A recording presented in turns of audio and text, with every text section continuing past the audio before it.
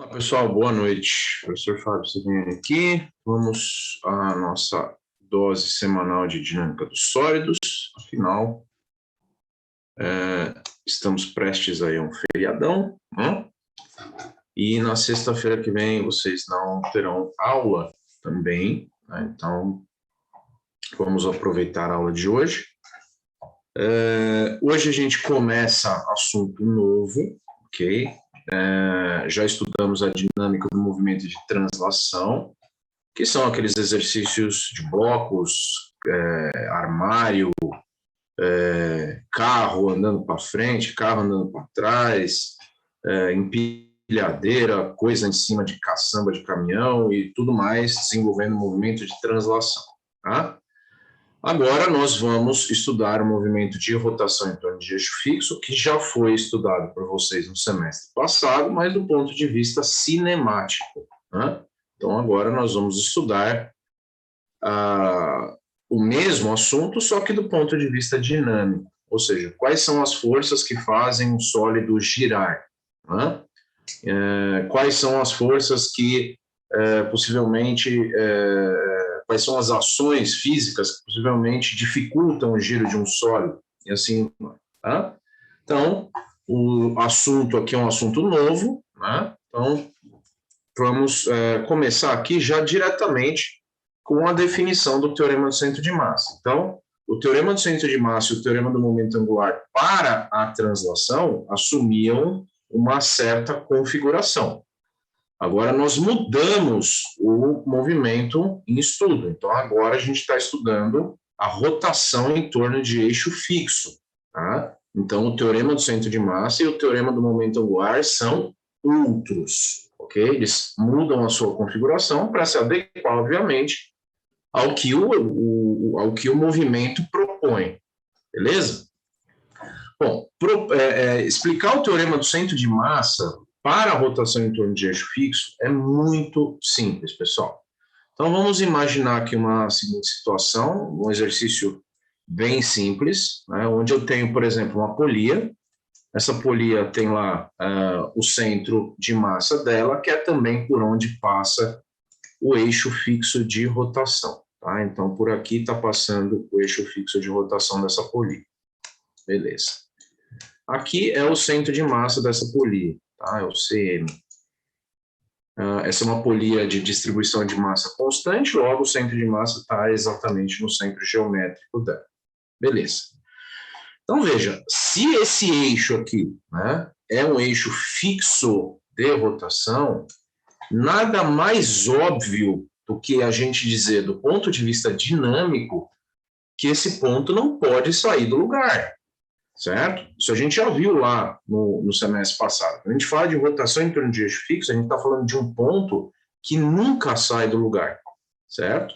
Se esse ponto se movimentar, essa polia não está parada, né? Ela não está desenvolvendo um movimento de rotação, ela está desenvolvendo rotação mais translação, que aí seria o movimento plano, que inclusive é o nosso próximo assunto, tá? Então veja, se esse ponto aqui não sai do lugar, pessoal, se esse ponto aqui é um ponto fixo, porque o eixo de rotação é fixo, e quando eu falo fixo, é eixo de velocidade zero, esse cara não se movimenta, nada mais óbvio do que garantir que a somatória das forças em relação à direção horizontal, ou seja, na direção do eixo x, e que a somatória das forças em y sejam iguais a zero. Por quê? Porque se sobrar alguma força residual horizontal, o que vai acontecer com essa polia? Ela vai se movimentar para a direita, por exemplo, ou para a esquerda. Se sobrar alguma força residual na vertical, essa polia ou vai se movimentar para cima ou vai se movimentar para baixo. Se essa polia se movimentar para cima, para baixo, para a direita ou para a esquerda, aí eu já não tenho mais a situação de rotação em torno de eixo fixo. Concordam? Então é muito simples da gente dizer isso daí, tá? O Douglas perguntou qual foi o erro que tinha no exercício do carro inteiro. Depois eu comento, tá, Douglas? Depois eu comento mais para frente, tá? Beleza. Então, observado isso, quando o eixo fixo de rotação passar pelo centro de massa, esse será o teorema do centro de massa, ok?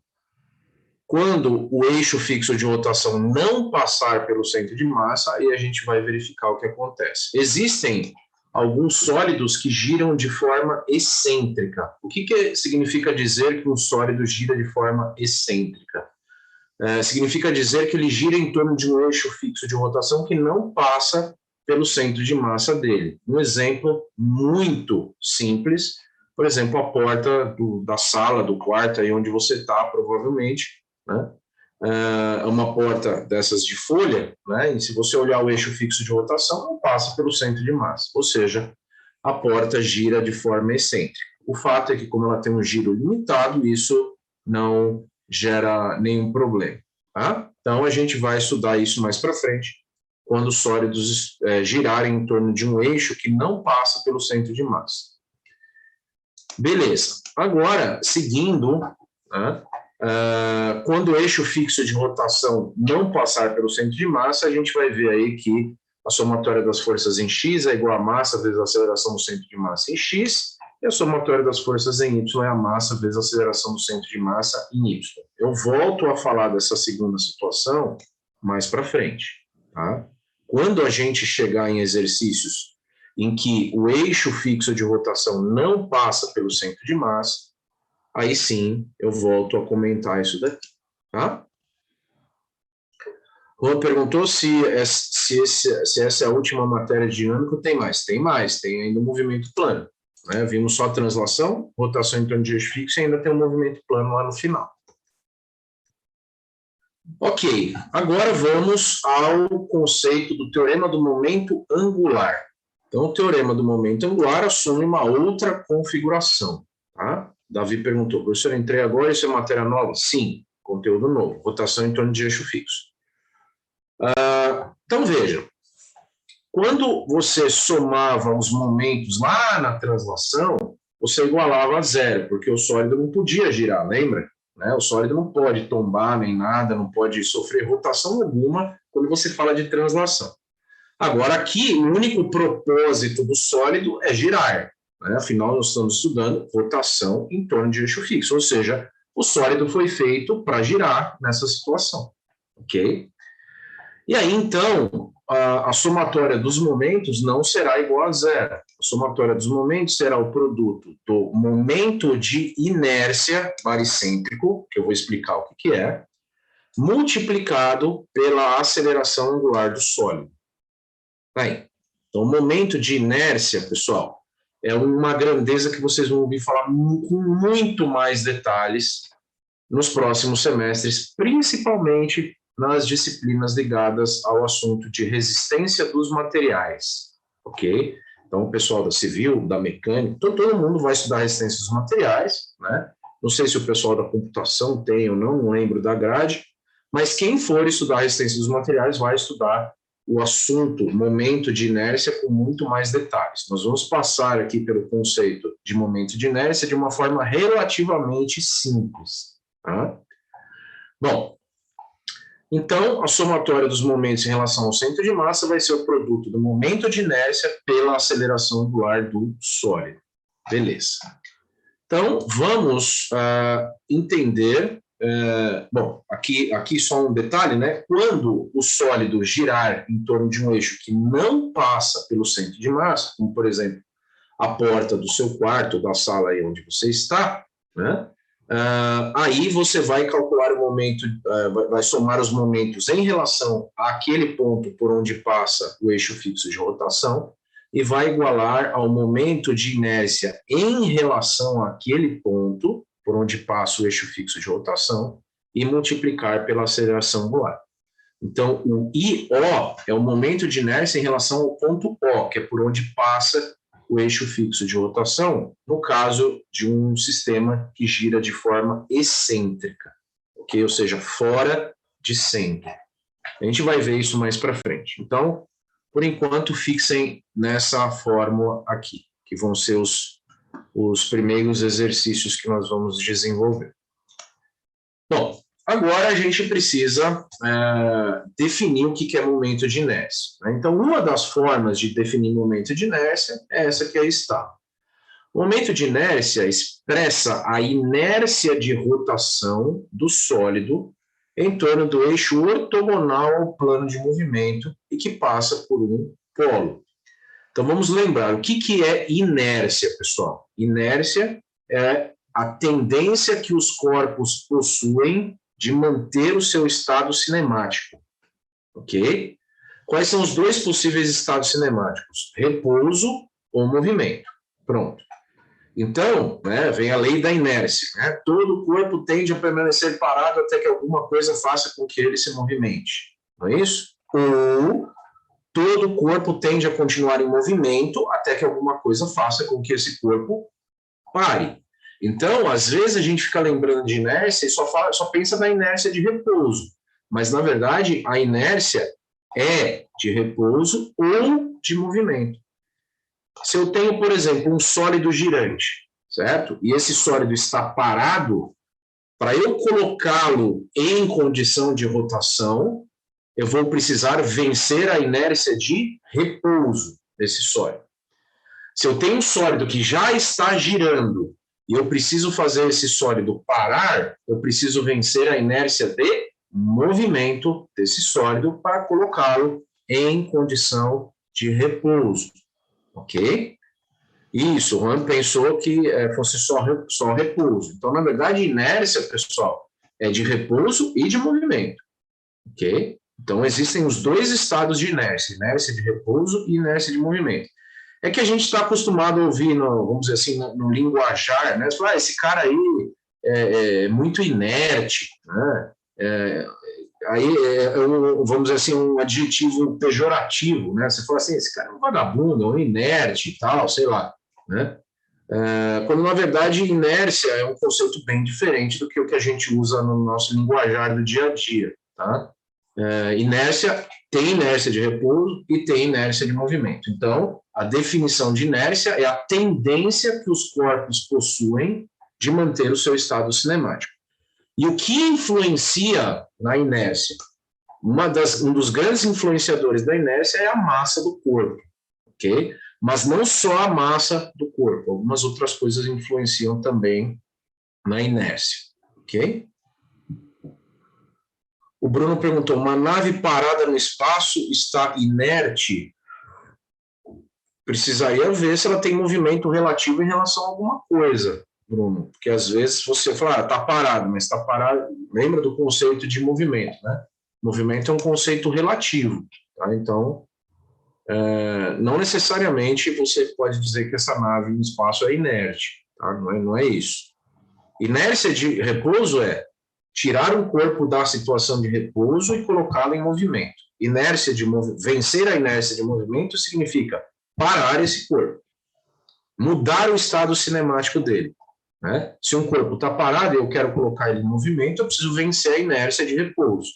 Se um corpo está em movimento e eu preciso colocá-lo num estado de repouso, eu preciso vencer a inércia de movimento. Beleza. Então, veja, pessoal, o cálculo do momento de inércia é dado por essa integral que aí está. Então, veja aí. O momento de inércia de um elemento de massa dm do sólido é expresso pelo produto entre a massa deste e o quadrado da distância entre o ponto P, que contém o elemento de massa dm, e um polo Q. Então, imagine um sistema, né, onde eu tenho lá um determinado elemento de massa dm em relação a um ponto que é por onde passa, por exemplo, o eixo fixo de rotação dessa massa pontual. Né? Se eu quisesse calcular o momento de inércia dessa massa pontual, a única coisa que eu teria que fazer é pegar a distância dessa massa pontual em relação a esse eixo e multiplicar pela massa. Né? Então, elevar ao quadrado, desculpe, e multiplicar pela sua respectiva massa. Agora, isso você faz quando você tem um elemento de massa. Num sólido, você tem infinitos elementos de massa, certo? Então, um sólido é composto por infinitos elementos de massa, e aí, quando você transforma isso num conceito geral, entra o conceito da integral. Né? Qual é o conceito da integral? O conceito da integral é o conceito de uma soma global. Ok? Então, nós não vamos gastar tempo aqui calculando o momento de inércia. Pode ser que lá em resistência dos materiais você vá gastar um tempo um pouco mais considerável para fazer cálculos de momento de inércia. Mas veja, o conceito de momento de inércia é esse, né? Então, vamos fazer aqui duas comparações. Vamos supor que eu tivesse, por exemplo, uma engrenagem de, sei lá, 5 centímetros de diâmetro e essa engrenagem estivesse girando a uma velocidade angular, por exemplo, de 100 radianos por segundo. Ok? Se eu precisasse parar esta engrenagem, né, uma engrenagem de 5 centímetros, certo? Que tem uma massa relativamente pequena, ok? Se eu precisasse parar essa engrenagem, eu precisaria de um momento de frenagem que fosse capaz de vencer a inércia de movimento e colocar essa engrenagem em repouso. Beleza. Agora, imagine que eu pegasse uma engrenagem de 1 metro de diâmetro, certo? Essa engrenagem de 1 metro de diâmetro gira na mesma velocidade angular em relação ao exemplo anterior. Se ela tem 1 metro de diâmetro, muito provavelmente ela tem uma massa maior. Se ela tem uma massa maior, significa que ela tem uma inércia maior, ok? Então, a massa define a inércia dos corpos. Quanto mais massa um corpo possui, maior é a inércia, seja de repouso, seja de movimento.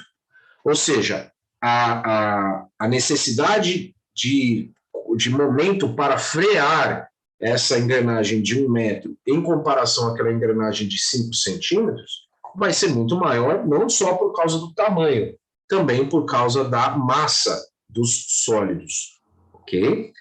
Então, o momento de inércia, ele é dependente da massa, mas não somente da massa, ele é dependente também do quadrado da distância entre os elementos de massa e o eixo fixo de rotação, que é por onde passa esse ponto Q aqui.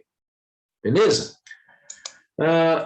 Nós não vamos usar integral, Juan. Nós não vamos usar o conceito de integral aqui. A gente vai facilitar bastante.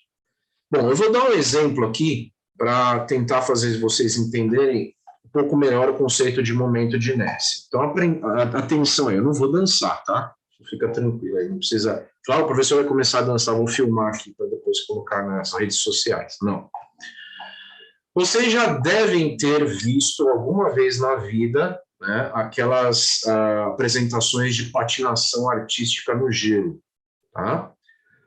Então, normalmente naquelas apresentações existe o auge, normalmente é o auge da apresentação, né, onde o patinador ou a patinadora começam a girar em torno de eixo fixo, né? Então, você quase que consegue enxergar um eixo fixo de rotação passando pelo corpo do patinador ou da patinadora. Então, o que acontece no momento inicial desse giro? Então, normalmente, ele dá um impulso inicial, esse impulso inicial é um momento que ele gera, né? Normalmente com os 2 braços abertos e com uma das pernas abertas também, certo? Então ele dá um impulso, entre aspas, um momento, na verdade, do ponto de vista físico correto, o nome correto é momento, para que ele comece a girar. E a partir do momento que ele começa a girar, o que ele faz? Ele estava com os braços abertos e uma das pernas abertas, né? Ele vem e fecha os braços muito próximo da linha imaginária que é por onde passa aquele eixo de rotação dele.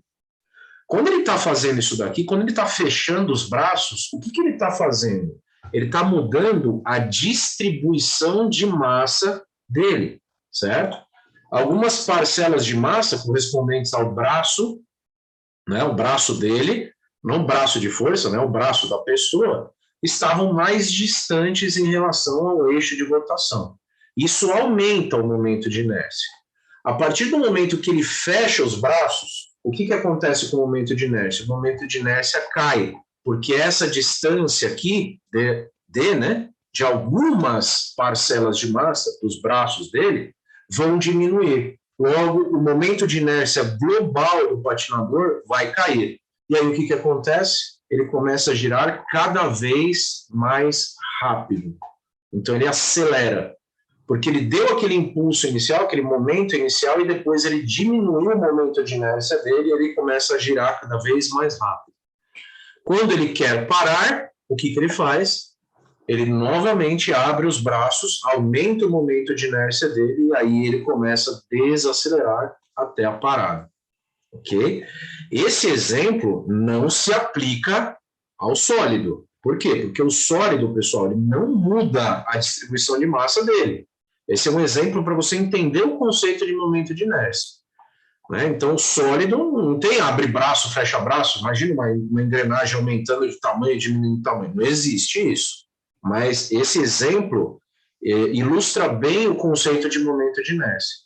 Então, o momento de inércia depende da massa, mas depende também da distribuição de massa do sólido.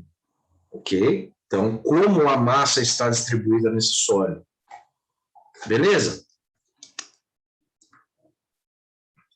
O Juan perguntou, professor, e como funciona quando no circo o cara passa pela corda a uma certa altura e usa um guarda-chuva, um cabo de vassoura no horizontal? Putz, cara, aí não sei, preciso ver um vídeo desse. Depois se achar algum vídeo no YouTube, manda lá no Teams lá que eu tento ver o que você está querendo dizer com essa pergunta aí. Porque, sinceramente, não faz tanto tempo que eu não vou num circo, cara, que sei lá. Mas, bom, vê se você acha um vídeo lá, a gente tenta dar uma explicação do que acontece ali, tá? Beleza. Bom, então aí está o conceito de momento de inércia. Faltou o monociclo? Como assim? Ah, tá. Ah, no monociclo. Tá, no monociclo. Ali não é rotação em torno de eixo fixo, ali é um movimento de translação da pessoa, né? Ah, tá. Apresentação que eu me referi. É que o monociclo faz parte da apresentação que eu me referi. Ah, entendi. Tá. O monociclo, entendi. É uma corda que faz uma barriga, né? No caso ali. Ali, no caso, não seria a rotação em torno de eixo fixo, tá? Aquilo ali é um movimento da roda. Se você olhar a roda do monociclo, é um movimento plano. Agora, a pessoa tende a desenvolver, o malabarista, né, que está em cima lá do monociclo, ele tende a desenvolver um movimento de translação, né? Se ele rotacionar para lá e para cá, ele acaba caindo, né? Então, aí já não caberia aqui a situação de rotação em torno de eixo fixo, tá? Aí seria um movimento plano, basicamente algo que a gente pode discutir um pouco mais para frente quando a gente falar de movimento plano, tá? Beleza. Ok, então, aí vem o teorema de Steiner, que é o teorema dos eixos paralelos, que eu não vou tratar agora, tá? Então, quando for necessário falar do teorema de Steiner, que é quando nós estudarmos sólidos girando de forma excêntrica, ou seja, fora de um eixo que passa pelo centro de massa, nós vamos falar do teorema de Steiner. Então, vou deixar para falar mais para frente. Bom, vamos lá. Então, você entendeu essa explicação, vamos dizer assim, com relação ao momento de inércia, mas você não precisa se preocupar em fazer cálculos diferenciais integrais complexos nem nada, porque aqui a coisa vai ser muito mais simples. Existem 3 possibilidades com relação ao momento de inércia nos exercícios que nós vamos realizar. A primeira delas é a mais cômoda possível. É o momento de inércia ser dado no enunciado do exercício. Pronto. Então ele vai falar, o momento de inércia é tanto. Acabou. Você põe no cálculo e bora. Certo? Essa é a primeira possibilidade e a mais simples possível. A segunda possibilidade é ele dar uma variável, uma grandeza chamada raio de giração. Ok? Onde esse raio de giração é indicado pela letra K. Tá aí. Então, o raio de giração é indicado pela letra K, E quando é fornecido o K, o momento de inércia é calculado aqui dessa forma. O momento de inércia é K ao quadrado vezes a massa. Então, essa é a segunda possibilidade. Professor, o que é raio de giração? Vou explicar um pouco mais para frente. Tá? Então, quando a gente chegar em algum exercício do conceito de raio de giração, eu vou explicar um pouquinho mais para frente o que é o raio de giração. Beleza.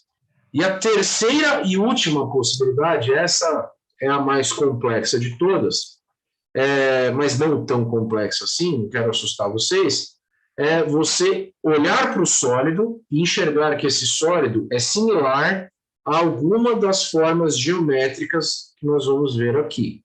Né? Então, você olha, por exemplo, para um sólido de formato circular, por exemplo, uma polia, né? Ela vai se assemelhar ao formato de um disco, ok?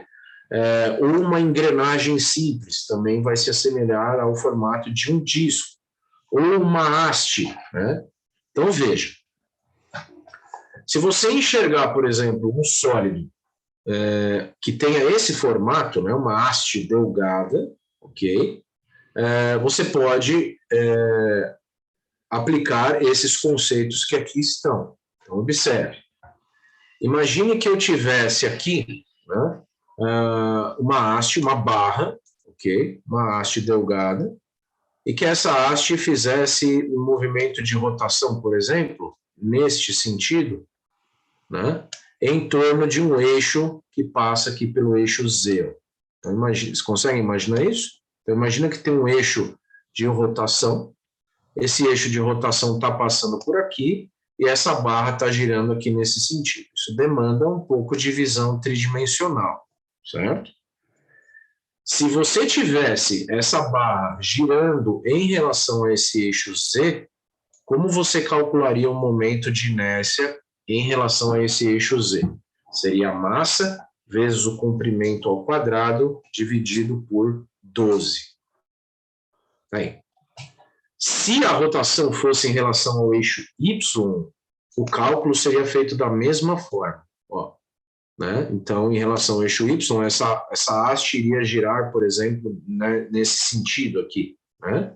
Ok? Então, como seria uma haste girando nesse sentido? Eu posso ligar minha outra câmera aqui e tentar mostrar para vocês. Peraí, deixa eu trocar a câmera aqui.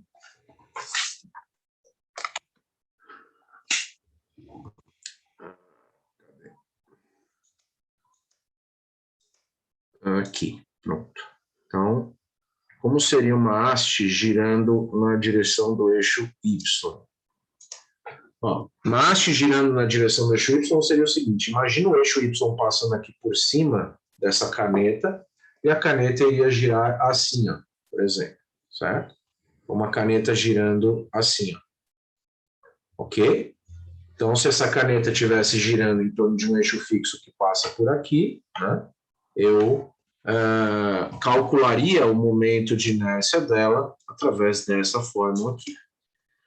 E se existisse, né, uma situação onde, por exemplo, a caneta gira através de um eixo imaginário que passa pelo centro dela aqui, ó, né, e ela girasse, por exemplo, nesse sentido, o momento de inércia seria zero, ok? Então, imagina o que seria isso. Seria a caneta girando assim, ó. Né? Então, imagina um eixo imaginário que passa por dentro da caneta e a caneta faria esse movimento de giro.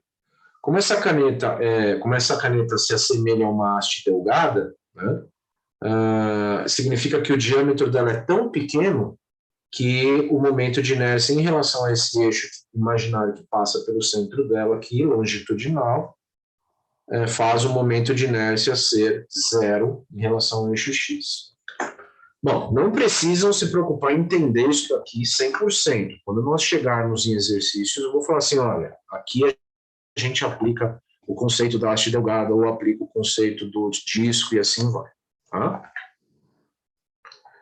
O Juan pediu para eu voltar para tirar uma foto. Volto. Aí.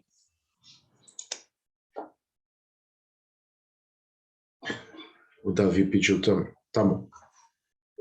Ok? Então, são essas as três possibilidades. Então, falamos da haste delgada. Agora imagine que eu tivesse uma placa retangular fina, ou seja, de espessura muito pequena, né? Eu tivesse, por exemplo, essa placa retangular girando em relação ao eixo que passa por X. Então, imagina um eixo imaginário passando por aqui, certo? E essa placa girando, por exemplo, nesse sentido aqui. Se eu fosse calcular o momento de inércia em relação a esse eixo X, eu calcularia isso dessa forma. Tá aí. É a massa da placa dividido por 12 vezes a dimensão A elevado ao quadrado mais a dimensão B elevada ao quadrado. Se eu estivesse calculando o momento de inércia em relação a esse eixo aqui, ó, imagina que tivesse um eixo imaginário de rotação passando por aqui e essa placa girasse aqui nesse sentido, né? Então, eu ia fazer isso aqui assim, né? Ok? Como eu calcularia o momento de inércia dela? Calcularia através dessa forma. E se houvesse uma rotação em relação a esse eixo Z, e ela fosse fazer isso daqui, por exemplo, né, eu calcularia o momento de inércia através dessa outra fórmula aqui. Aí. Beleza. Uma outra possibilidade de sólido, né? Um paralelepípedo. Né? Então, um paralelepípedo, a gente não vai chegar a ter nenhum caso desse tipo, mas se você tivesse o estudo de um paralelepípedo, que é um corpo de formato com 3 dimensões, né? Você teria que calcular esse momento de inércia dessa forma, aí observando qual seria o eixo de rotação de cada um desses sólidos, né? E aqui eu posso usar aqui o meu power bank, que eu quase sempre uso aqui. Imagina que esse power bank é o nosso paralelepípedo em questão, né? Como seria esse paralelepípedo girando em relação ao eixo X? Eu teria que imaginar um eixo passando aqui por dentro dele, né, na direção do eixo X, ok? E aí ele iria girar assim. Então, imagina um eixo passando por aqui, ele iria fazer isso aqui, assim, né? Ele ia girar em torno desse eixo fixo aí. Se fosse um eixo Y, né, se fosse um eixo Y, seria isso daqui, ó. Eu tenho um paralelepípedo girando assim, ó, ok? Então, seria essa forma de rotação aqui. E se fosse em relação ao eixo Z, esse eixo estaria espetado aqui assim, e esse sólido estaria girando dessa forma aqui assim, né? Ok? Aí. Esse a gente vai usar demais. Porque a maioria dos corpos de formato circular que nós vamos estudar tem o formato de um disco. A maioria. Não quer dizer que são todos assim. Então, quando eu tenho um corpo em forma de disco, né, a gente assemelha esse corpo a um disco. Por exemplo, uma polia simples, uma engrenagem simples, ok? Então, sei lá, uma pedra de esmeril, ok? Então tem um formato discal. Aí, quando eu tenho um sólido de formato discal girando, por exemplo, em relação a esse eixo X aqui de referência, né, eu teria essa situação. Então, por exemplo, uma polia girando nesse sentido aqui. Ó, né? Então, imagina um eixo fixo de rotação passando por aqui e essa polia girando nesse sentido aqui. Para calcular o momento de inércia em relação ao eixo X, a gente faz essa forma de cálculo. É a massa vezes o raio ao quadrado dividido por 2. Professor, de onde saíram essas formas? Essas formas saíram daquelas integrais, certo? Então, alguém foi lá um dia, fez esses cálculos e falou assim, bom, se o corpo tiver esse formato, né, em relação ao eixo X, o momento de inércia é calculado assim. Em relação ao eixo Y, assim. Em relação ao eixo Z, assim. Mas para você chegar nessa fórmula, você precisa passar por aquela integral, né? Coisa que a gente não vai fazer. Beleza. Em relação ao eixo Y, aqui, ó, como seria um disco girando em relação ao eixo Y? Não tem muito que você imaginar aqui num disco girando em relação ao eixo Y. A não ser que, por exemplo, você pegasse uma moeda, né, e desse um peteleco nela, por exemplo. Aqui não é uma moeda, tá? Mas Imagina que eu viesse aqui e desse um peteleco nessa moeda e ela fosse girando assim, né? Isso seria uma rotação em relação ao eixo Y. Imagina um eixo passando por aqui, né? E ele está fazendo isso aqui, ó. Ok? Não tem muita, vamos dizer assim, utilidade em mecanismos numa máquina, ok? E se você quisesse enxergar esse disco girando em relação ao eixo Z, né, aí tem que usar bastante a imaginação. Imagina quando você pega uma moeda, né, e coloca ela assim na sua mão, ó, e aí você dá um peteleco para cima, ela sobe girando assim, ó, né? Consegue enxergar? Imaginar um eixo Z passando por aqui, ela girando aqui assim, certo? Então, quando você dá um peteleco nessa moeda, ela faz isso aqui, esse movimento aqui, né? Que também não tem muita utilidade quando a gente pensa em mecanismos de máquinas, ok? Beleza. E se fosse um cilindro, né, basicamente o que é um cilindro? Um cilindro é uma haste não delgada, certo? Ou seja, uma haste de diâmetro considerável. E aí, então, você tem esse cilindro, que aí você precisa estudar qual é o eixo, enxergar, né, qual é o eixo de rotação que se ajusta a cada um desses três eixos aí, e aí observar qual fórmula você utiliza para fazer o cálculo do momento de inércia. O cone e assim vai. O que nós mais vamos usar aqui, sem dúvida, é o disco. Tá? Então, quando a gente chegar nesse momento, eu vou falar assim, ó, lembra lá daquela figura, assim, assim, assim, aí eu vou ensinar vocês a enxergar o eixo, enxergar qual das fórmulas você usa. Pronto. E aí tem a esfera também. Beleza. Então, com isso, chegamos ao nosso primeiro exercício. Ok? Então, o primeiro exercício, um exercício relativamente simples, e que já vamos começar, então, a desenvolver. Então, a teoria, eu não gosto de me estender muito no começo aqui, né? E eu vou complementando a teoria nos exercícios. Senão fica uma coisa muito monótona. Beleza. Então, esse primeiro exercício aí é o exercício... Eu esqueci de mudar a numeração dele. Espera aí que eu já resolvo já. Calma aí. Essa está na numeração da apostila antiga. Aguenta aí. Cadê aqui? Esse é o exercício... Enquanto esse exercício não existir mais. Aí ferrou. Se ele não existir mais, a gente faz mesmo assim. Eu gostava desse exercício. Aqui, tá aqui. Pronto. Só acertar a numeração do exercício para ficar tudo certinho. Tá, beleza. É o exercício 3.13.02, na página 97 do nosso livro. Pronto. Agora sim. Deixa eu só arrumar aqui a apresentação para ficar certinho. Pronto, agora podemos continuar. Beleza, então esse é o exercício 3.13.02, a página 97 do nosso livro, tá? Que diz lá: o sistema de polias duplas tem momento de inércia total de 20,3 kg vezes metro quadrado. Então, essa não é uma polia simples, ok? Essa é uma polia dupla, onde somente um dos canais da polia estão sendo usados. O que é uma polia dupla, pessoal? Uma polia que tem dois diâmetros nela mesma, né? Então, essa polia tem esse diâmetro externo, certo? E tem esse diâmetro interno aqui. Ou seja, se você fosse falar que isso daqui é um disco, estaria errado.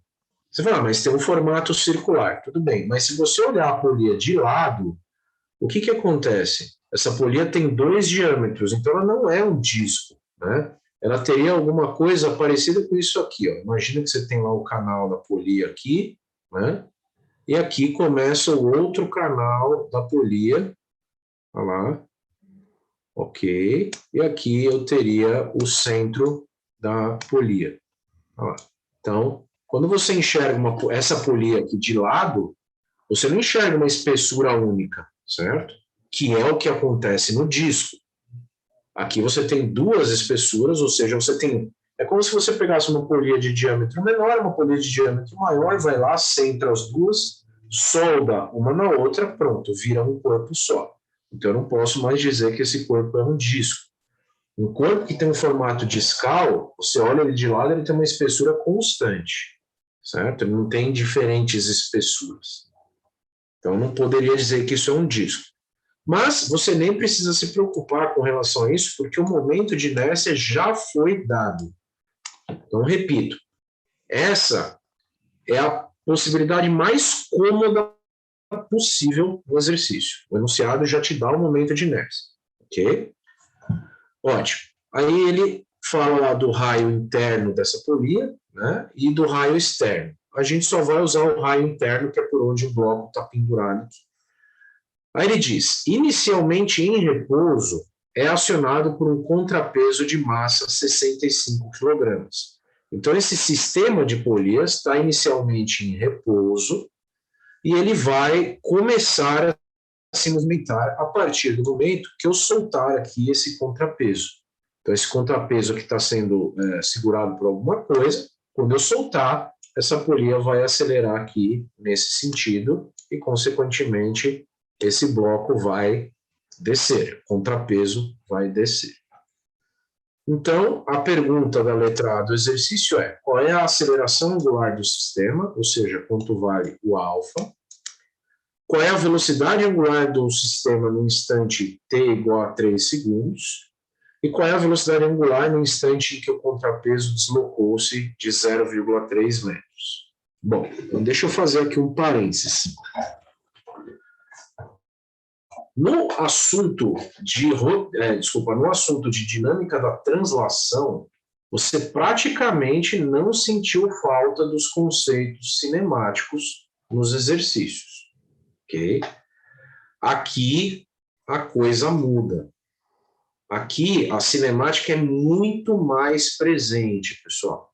Então, os conceitos cinemáticos que vocês aprenderam no semestre passado, aplicados à rotação em torno de eixo fixo, precisam obrigatoriamente ser aplicados em cada um desses exercícios que nós vamos desenvolver. Vocês já vão perceber isso logo nesse primeiro exercício. Então, isso é um alerta, ok? Eu já falei lá no começo do semestre que a dinâmica é altamente dependente da cinemática. E agora você vai enxergar isso com mais clareza. Beleza? Na translação você praticamente nem lembrou da cinemática. Aqui não. Aqui a coisa é bem mais complexa. Ok? Então vamos lá. Vamos começar como sempre começamos, pessoal. Colocando as forças no exercício. Certo? Então eu preciso enxergar o que está acontecendo neste exercício do ponto de vista dinâmico. Se eu não enxergar as forças, eu simplesmente não tenho o que equacionar. Entenda que o modo operacional de resolução do exercício continua o mesmo. Você aplica as forças, desenha as forças, enxerga as forças, aplica o teorema do centro de massa, aplica o teorema do momento angular e acabou. É isso que acontece aqui. Beleza, então vamos lá. Atenção à colocação das forças neste sistema. Eu vou começar pontuando o seguinte, pessoal. Aqui nós não temos somente um sólido no sistema, certo? Nós temos uma polia dupla, perfeito, que é o sólido, mas nós temos também esse contrapeso. Esse contrapeso é considerado como uma partícula, ou seja, eu tenho o contrapeso, que é uma partícula, e tenho o sólido em questão. Então, eu vou ter que equacionar as duas coisas. Afinal, o que faz esse sólido girar aqui nesse sentido a partir do momento que eu abandono ele do repouso? Uma força, né? Então, existe uma força de tração que puxa aqui essa polia nessa direção, nesse sentido, e que faz ela girar aqui no sentido horário. Beleza, então nós vamos começar estudando o contrapeso. O contrapeso é uma partícula, ok? Eu não sei qual é a largura dele, não sei qual é a altura dele. A única coisa que eu sei é a massa dele. Beleza. Então, agora atenção aqui. Nesse contrapeso, né, então eu vou ter aqui um peso próprio do contrapeso, que eu vou chamar de PCP. PCP, peso do contrapeso. Tá aí. Ok, esse contrapeso está preso a uma corda, né? Essa corda gera o aparecimento de uma força de tração. Tá? Então, existe uma força de tração aqui, que aponta na direção vertical para cima. Né? Então, vocês já viram isso, alguma coisa parecida com isso lá em mecânica da partícula. Beleza. E essa força de tração, ela se propaga por essa corda, por esse fio, por esse cabo, sei lá, do jeito que você quiser chamar, e com a mesma intensidade vai puxar a polia nesse ponto de contato aqui com intensidade T, né, de tração. Então é a mesma força, que pode ser entendida como ação e reação. Né? Então, quando você tem uma corda, né, e você traciona essa corda, né, você tem forças que se opõem uma à outra na direção da corda. Ok? Então, isso eu acho que não é novidade para vocês. Beleza? Então, já estudei as forças que agem no contrapeso, estou enxergando essa força que age aqui na polia. Beleza. O que mais que eu tenho de forças aqui? Eu tenho o peso da polia. Ó, então, aqui no centro de massa da polia, age a força peso. Aí você fala, mas como é que você sabe que o centro de massa dessa polia está aqui? Bom, o centro de massa de uma polia de distribuição de massa constante é no centro geométrico dela. Tá? Aí. Então, aqui está a força peso da polia. Tá lá. Na direção vertical para baixo. Ok. E existe também aqui uma reação normal, né, devido a essa polia estar apoiada em um pino. Né? Tem um pino aqui, um eixo. Então, essa normal existe aqui também. Aí. Bom, daqui a pouco vocês vão ver que isso daqui não vai ser usado. Mas, neste primeiro exercício, eu faço essa indicação. Agora, atenção. Você precisa também indicar a aceleração do contrapeso e a aceleração angular do sólido. Isso vai ser importantíssimo na hora de você fazer o equacionamento. Aí. Então, observe aqui. A aceleração do contrapeso está bem fácil de enxergar. Né? Quando eu libero esse contrapeso aqui do repouso, ele vai descer. Se ele vai descer, significa que ele vai acelerar para baixo. Então, eu vou colocar aqui, ó, a aceleração do contrapeso, ACP. ACP, aceleração do contrapeso. Opa, sumiu a letra P aqui, pronto. Aí. Beleza, a aceleração do contrapeso é essa daqui. Legal. Agora, eu enxergo o sentido de aceleração do sólido. Então, esta polia dupla vai acelerar no sentido horário. Bem, e aí eu tenho, então, todas as forças indicadas e as acelerações em cada um dos corpos em estudo. Repito, aqui nós temos uma partícula e um sólido, ok? Então, ao equacionamento da partícula, eu vou aplicar os equacionamentos da dinâmica da partícula. Ao equacionamento do sólido, obviamente, eu vou aplicar os equacionamentos do sólido. Ótimo. Vamos só lembrar da nossa referência vetorial, que continua a mesma. Ó, eixo Y para cima, eixo X para a direita, e tudo que gira no sentido anti-horário é positivo. Beleza? Então, vamos lembrar disso aí. Aqui o eixo X positivo para à direita, o eixo Y positivo para cima e tudo que gira no sentido anti-horário é positivo. Então, essa é a nossa referência vetorial. E agora, podemos começar a equacionar o exercício. Então, veja, pessoal, você nunca vai começar a equacionar o exercício sem antes desenhar as forças. Senão a pergunta é, você está equacionando o quê, se você não enxergou as forças? Então, as forças sempre vêm primeiro. Ótimo. Então, vamos começar pelo contrapeso. Vamos escrever aqui, ó, contrapeso. O contrapeso, pessoal, é uma partícula. Tá?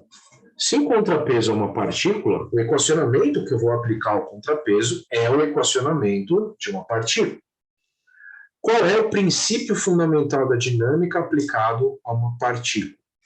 Eu vou dizer que a somatória das forças em relação ao eixo de movimento dessa partícula, essa partícula se movimenta de forma vertical, esse contrapeso se movimenta de forma vertical, ou seja, em relação ao eixo Y, vai ser igual a massa do contrapeso vezes a aceleração do contrapeso.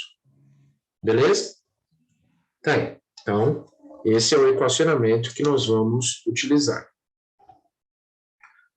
Isso, Isabela, perfeito. O Lucas perguntou, professor, o diagrama de forças é esse ou tem que fazer o plano cartesiano? Não, é isso aí. Esse é o diagrama de forças, tá? Você não precisa fazer o diagrama de corpo livre, não, tá? Beleza. Então, aí está a equação aplicada à partícula, certo? Então, quais são as forças que eu tenho atuando na vertical nessa partícula? Então, agora você só vai olhar isso aqui, ó. Esquece o que acontece com a polia. Você está olhando quem? O contrapeso. É isso que você está estudando, certo? Então, quais são as forças que agem no contrapeso? Eu tenho tração e tenho o peso do contrapeso, né? Que vai ser igual à massa do contrapeso vezes a aceleração do contrapeso. Beleza, só faltaram os sinais. Tudo bem, vou dar os sinais agora. Então, olha para a tração ali. A tração aponta para onde? Para cima. Se a tração aponta para cima, significa que ela está a favor do eixo Y. Logo, o sinal é positivo. O peso do contrapeso aponta para onde? O peso do contrapeso aponta para baixo, ou seja, contrário ao eixo Y. Logo, o sinal é negativo. Beleza. Massa do contrapeso vezes a aceleração do contrapeso, que eu também preciso dar sinal. Não se esqueça de dar sinal também à aceleração. A aceleração do contrapeso aponta para baixo. Esse contrapeso vai acelerar para baixo a partir do momento que eu liberar ele para se movimentar. Se a aceleração aponta para baixo, está contrária à orientação do eixo Y, o sinal é negativo. Pronto. Está equacionado o contrapeso, que é a partícula em questão. Isso aqui, pessoal, é mecânica da partícula. Tá? Isso você aprendeu lá em mecânica da partícula. É a aplicação da segunda lei de Newton à partícula, que é o contrapeso em questão. Ótimo. Continuando, nossa, não faz isso. Desculpa, voltou. Ufa. Ok, continuando, agora nós vamos equacionar a polia, certo? Então, vamos lá. Vou deixar esse equacionamento aqui de lado. E agora, então, nós vamos equacionar a polia. A polia, pessoal, é um sólido, não é isso? Ok. Se ela é um sólido, a ela eu vou aplicar o equacionamento de sólido. Então, vamos ao equacionamento em relação ao eixo X. Eu vou dizer que se essa polia gira em torno de eixo fixo, a somatória das forças em X é igual a 0. Aí você olha para isso e fala, ué, mas não tem nenhuma força em X na polia, né? Olha para a polia e fala para mim, tem alguma força em X aqui? Não. Todas as forças são verticais. Então, não há o que equacionar, certo? Então, não há forças em X. Pronto. Beleza. Então não tem o que equacionar. Simples assim. Em relação ao eixo Y, como fica? Somatória das forças em Y é igual a zero. Ah. Quais são as forças que atuam em Y nessa polia? Davi perguntou, pode explicar de novo esse Fx na polia? Somatória das forças em X na polia é zero. Essas são as condições para que a polia fique parada, né? Se a somatória das forças em X não for zero, o que vai acontecer? Essa polia vai se movimentar para a direita ou para a esquerda. Aí já não é mais rotação em torno de eixo fixo. Se a somatória das forças em Y não for zero, essa polia vai se movimentar para cima ou para baixo. Não é isso que acontece. O que essa polia faz? Ela só gira. Só isso. Ela gira em torno de eixo fixo. Ela não tem movimento, né, vertical nem horizontal. Por isso a gente tem que garantir isso daqui. Isso daqui é a aplicação do teorema do centro de massa. Né? Esse é o teorema do centro de massa aplicado à rotação em torno de eixo fixo. Beleza? Vamos lá. Quais são as forças que agem em Y nessa polia? Eu tenho o peso da polia, eu tenho a normal e tenho a tração. Isso tudo soma zero. Os sinais, né, de acordo com a orientação. Tudo que aponta para cima a favor do eixo Y é positivo.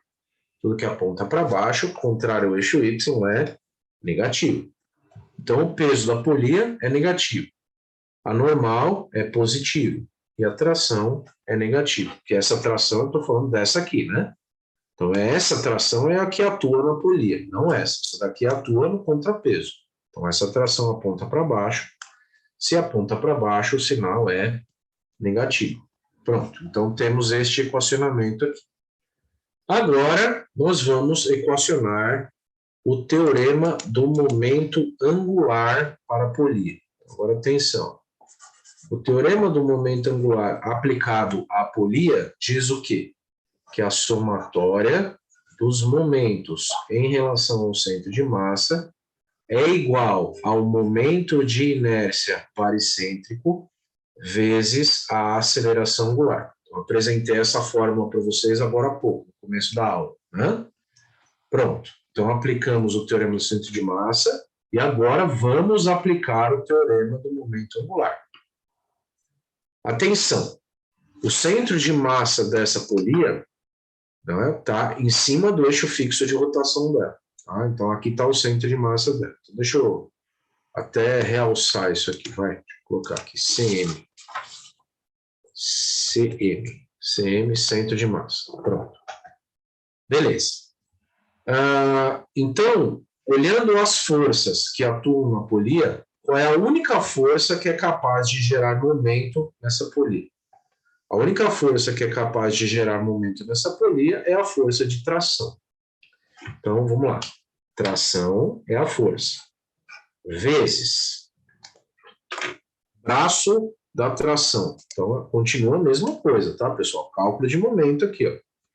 Linha de ação da força de tração. Essa daqui, ó. Essa é a linha de ação da força de tração. Qual é o braço da força de tração?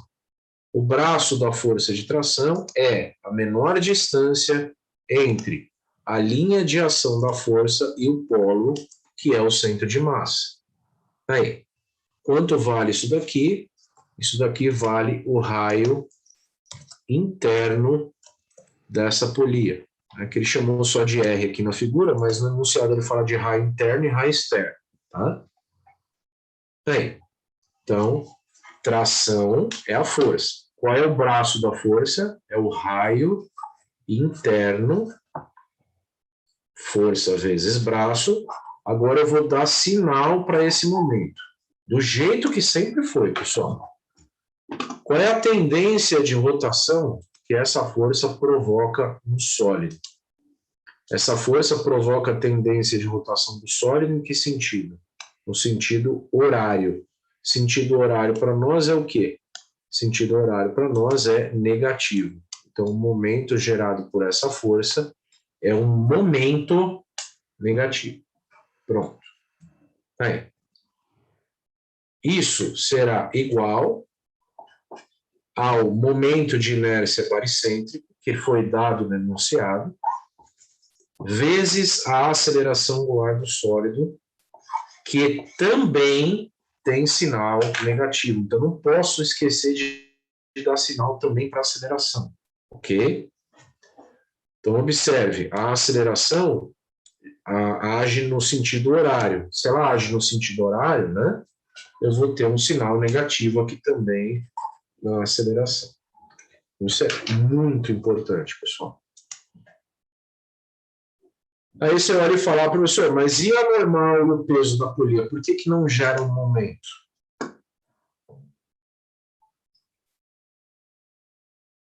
Porque o igual, não entendi, o Rambazzo. O igual é da fórmula. O igual é da fórmula. Somatória dos momentos em relação ao centro de massa é igual ao momento de inércia vezes o alfa. Tá? Da fórmula. Isso. Então, alguns responderam aí. Por que a normal e o peso não geram momento? Porque a linha de ação dessas forças, deixa eu retornar aqui, ó. A linha de ação, tanto da normal quanto do peso da polia, né, passam por onde? Passam pelo centro de massa. Se passam pelo centro de massa, consequentemente, essas forças não têm braço. Se elas não têm braço, elas não geram momento em relação ao centro de massa. Ok? Tá aí. Então, está equacionado o exercício. Está faltando um equacionamento aqui chave, mas nós vamos comentar já já. Então, é o seguinte. Vamos lá. Vamos observar quais equações nós temos aqui nesse nosso exercício. Dá uma olhada. Então, eu tenho atração nesse cabo? Não, não tenho atração nesse cabo. Né? Então, vamos começar a contar as incógnitas aqui, tá? Para ver se a gente consegue resolver isso daqui. Então, dá uma olhada aqui, ó. A tração no cabo, eu não tenho. Então, eu já conto aí, uma incógnita. O peso do contrapeso é a massa do contrapeso vezes a aceleração da gravidade. Isso foi dado no enunciado, beleza. Massa do contrapeso, temos. Aceleração do contrapeso, eu tenho? Não, não tenho. Então, aqui eu já tenho uma incógnita, duas incógnitas. Atenção aí. Legal. O peso da polia, eu tenho o peso da polia? Não, não tenho. A normal, eu tenho? Também não tenho. A tração, eu tenho? Também não tenho. Bom, por enquanto, pessoal, vamos esquecer um pouco essa equação aqui, tá? Vamos deixar essa equação aqui um pouquinho de lado e vocês vão ver que a gente vai resolver o exercício inteiro sem precisar dessa equação aqui. Nós vamos precisar de uma outra equação, mas não que essa aqui fosse útil, tá? Eu não sei, eu não consigo usar essa equação aqui, só tem incógnita aqui. O peso da polia eu não sei, a normal eu não sei, a tração eu não sei. Confie em mim, depois eu volto isso aqui e explico no final. Então, até agora, quantas incógnitas nós temos? Tração e aceleração do contrapeso. Beleza. Aqui, olhando o teorema do momento angular, quantas incógnitas eu tenho? A tração eu não sei quanto vale, mas eu já tinha contado aqui, não vou contar de novo, né? Então, continuamos com duas incógnitas. O raio interno da polia foi dado, o momento de inércia foi dado no enunciado, e a aceleração angular do sólido é a terceira incógnita. Então, agora, pessoal, atentem-se para o seguinte: quantas equações eu tenho aqui e quantas incógnitas eu tenho aqui? Eu tenho uma equação, uma que a gente vai desprezar, porque não tem nada aqui nessa equação que sirva, e duas equações. Então, eu tenho duas equações com três incógnitas, né? Existe uma regra bem básica da matemática, que quando você tem três incógnitas, para resolver esse problema, você precisa de pelo menos três equações. Ou seja, está faltando a equação aqui. E agora é que você vai sentir falta da cinemática, porque é a cinemática que vai te dar a terceira equação que você precisa. Então, repito, pessoal, Lá na translação, você quase não sentiu falta da cinemática. Aqui, não tem jeito. Se você não aplicar os conceitos cinemáticos que você aprendeu no semestre passado, não sai nenhum exercício. Então, vamos lá. A equação que falta para que a gente consiga resolver este exercício é um conceito que vem da cinemática, não é uma simples fórmula, tá? É um conceito que vem da cinemática. Então, atenção aqui. Ó. Vamos lá.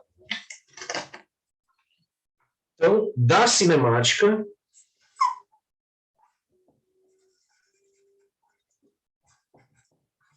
temos. Eu entendo aqui o seguinte, pessoal. Vamos observar este ponto aqui, ó. Dá uma olhada aqui. Então, esse ponto aqui, ó, esse ponto aqui é um ponto girante, certo? Esse ponto vai girar em torno de quem?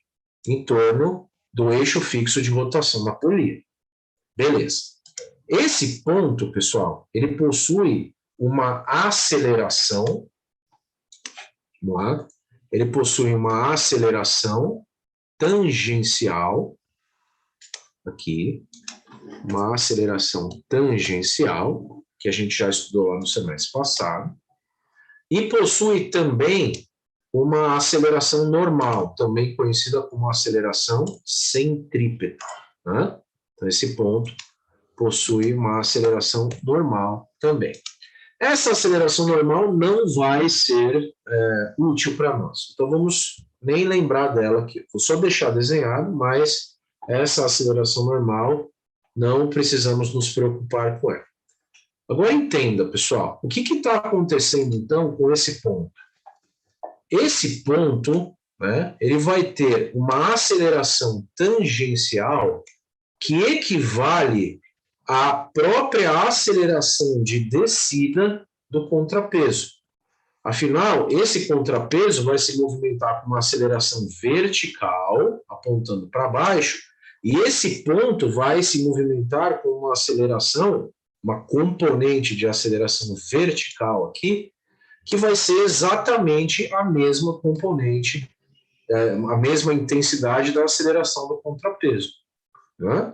Então, esse é um conceito importante. Né? Então, repito, esse ponto tem uma aceleração tangencial, que numericamente tem que valor? O mesmo valor da aceleração do contrapeso. Afinal, o contrapeso está se movimentando para baixo também, junto, né, com esse ponto. Esse ponto não vai se movimentar em linha, né? Ele vai se movimentar numa curva. Mas a parcela vertical de aceleração desse ponto tem o mesmo valor da aceleração do contrapeso. Aí, então vamos anotar isso aqui. A aceleração tangencial desse ponto vai ser igual à aceleração do contrapeso. Beleza? Legal.